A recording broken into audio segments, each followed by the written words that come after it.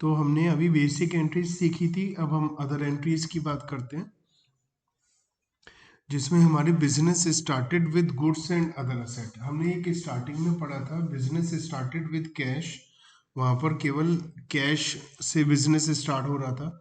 यहाँ पर कैश के अलावा और चीजें भी हैं जो बिजनेस में लगाई जा सकती हैं। तो क्या होगा अगर और कोई एसेट भी हैं? Purchase debit to asset debit to capital. देखिए परचेज की जगह वहां पर स्टॉक यूज करते हैं वर्ड, ठीक है।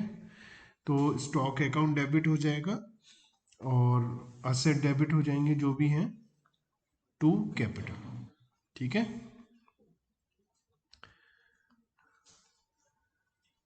आप ही बताइए।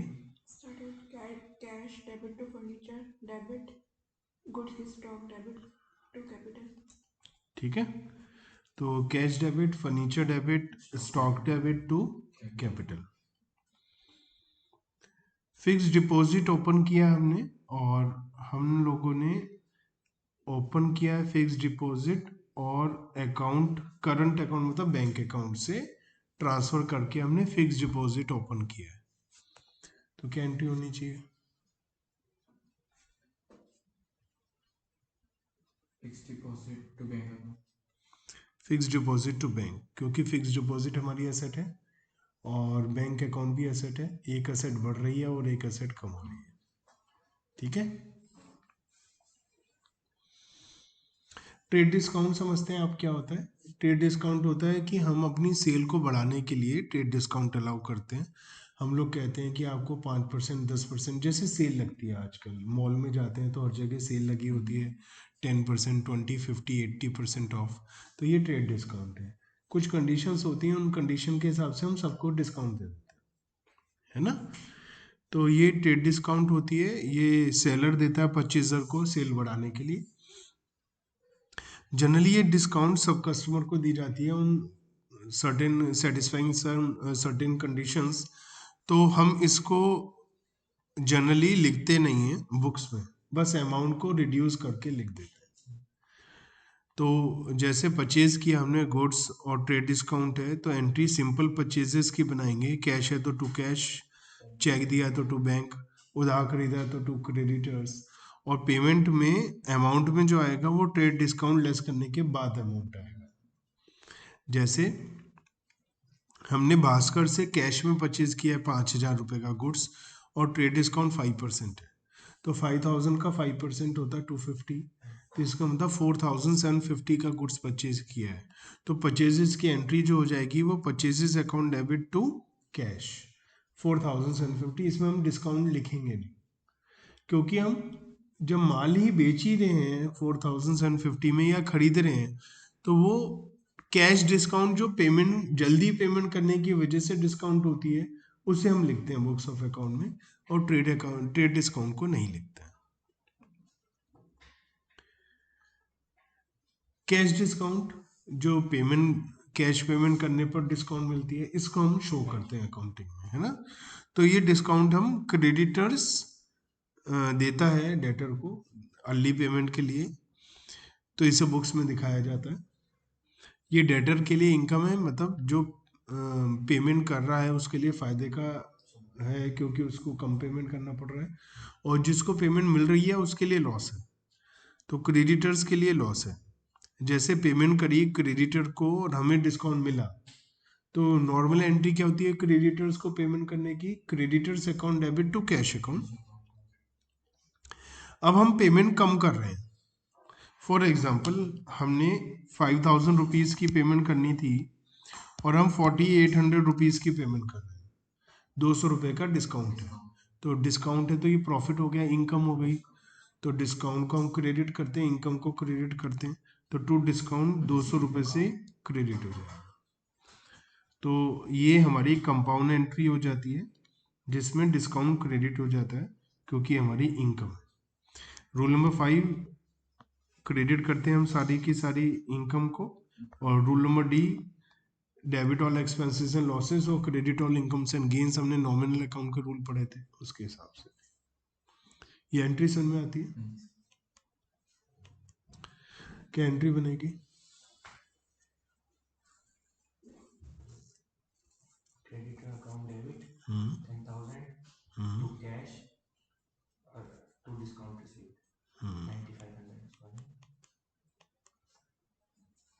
ठीक है, कोई problem?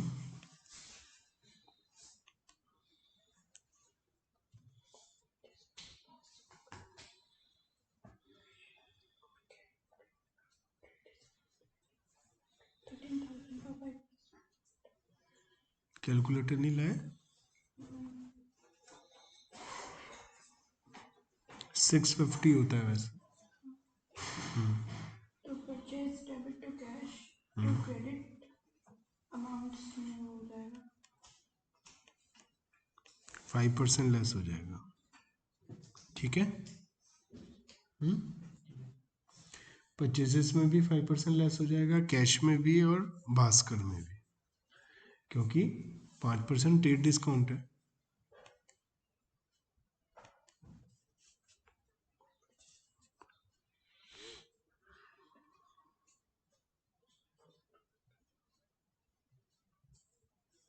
Goods purchase account debit 13,000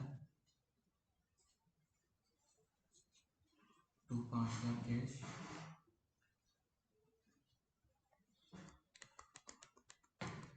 अब पहले मुझे ये बताइए,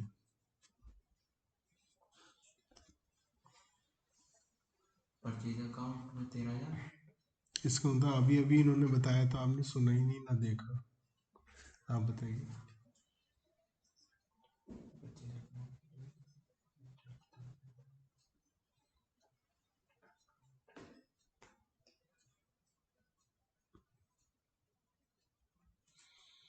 इसका क्या करेंगे, ट्रेड डिस्काउंट का 13,000 में 5% लगा दें।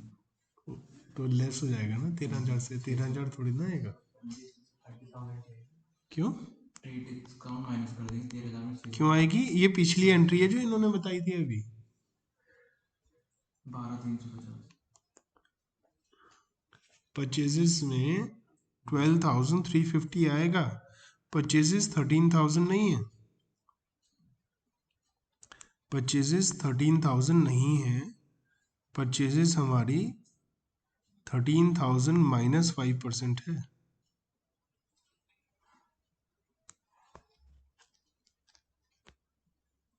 है ना? ऐसे कैश में से 5% लेस हुआ और क्रेडिटर्स में से भी 5% हुआ, क्योंकि ट्रेड डिस्काउंट है ये।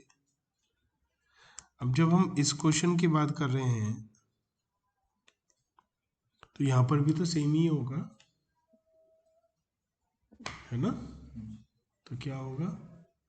12,750 हम्म 12,350 और टू कैश अकाउंट 5,000। उसमें 5,000 2% लगे। आप बताइए। 5,000 में से 2% परचेज अकाउंट डेबिट 4,900 आ जाएगा टू कैश में।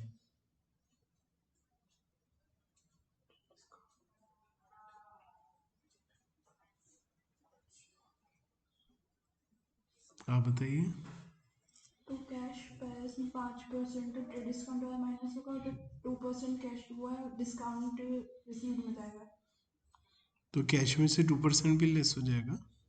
हाँ देखिए भैया, कैश में से 2 डिस्काउंट माइनस होंगी,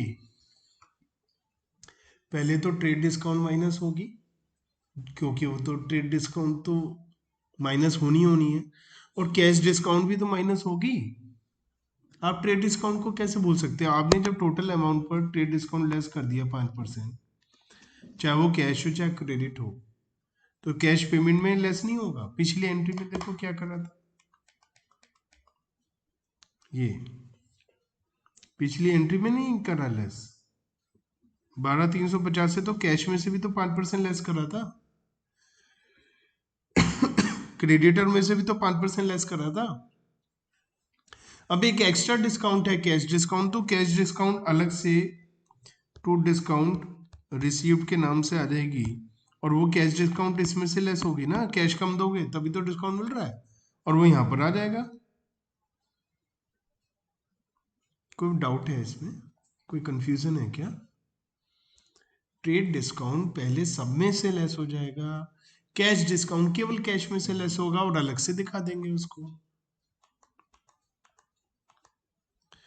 तो हमारे पास कैश डिस्काउंट का जो 5000 में से 5% लेस होगा तो क्या आएगा 4750। इसका 2% कितना होता है, वो आएगा डिस्काउंट में 95 रुपीज। 4750 into 2%, 95 rupees. वो 95 रुपीज भी यहां से लेस होंगे, तो 5000 माइनस ट्रेड डिस्काउंट 250 माइनस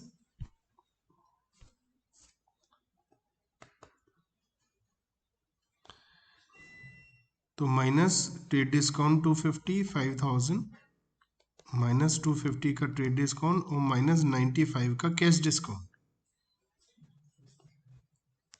तो ये जब हम लेस करेंगे तो हमारा 4655 आएगा। ठीक है ना। और जो 95 का डिस्काउंट है वो कैश में आएगा, और भास्कर में क्योंकि ट्रेड डिस्काउंट है कैश डिस्काउंट नहीं है तो केवल 5% लेस होगा। ठीक है, इसे कॉपी पर आप लिख लीजिए, आपको कंफ्यूजन हो रही है इसमें। इनकेस आपको लगता नहीं है तो आप चाहे तो ना लिखिए, और लगता है हो रही है तो आप नोट कर सकते हैं इसको।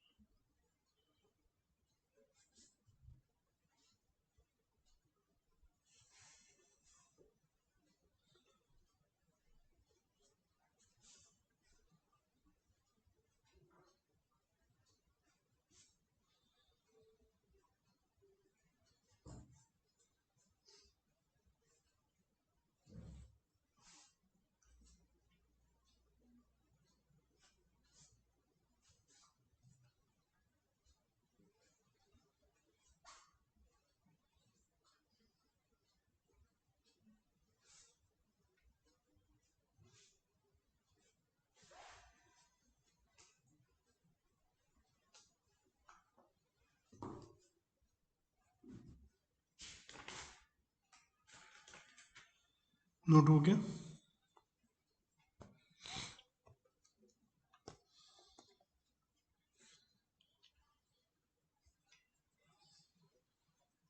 आगे बढ़े।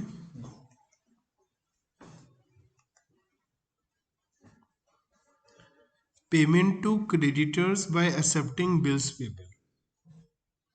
बिल्स पेबल समझते हैं आप?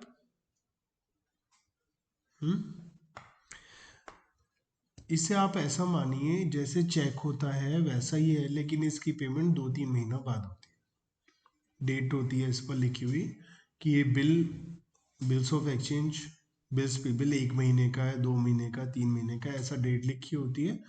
और 3 दिन इसमें ऐड होते हैं। ठीक है, वो ऐड होने के बाद में आ जाता है इसमें। हेलो, हाँ जी, आप कहाँ पर हैं अभी?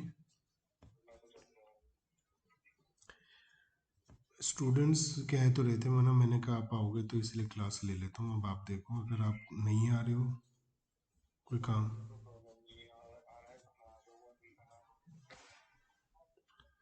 अच्छा, तो आपको आने में कितना टाइम लगेगा?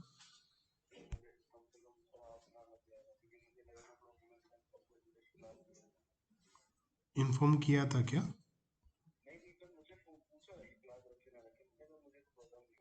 अच्छा, चलिए मैं अभी कॉल बैक कराता हूँ 5 मिनट में।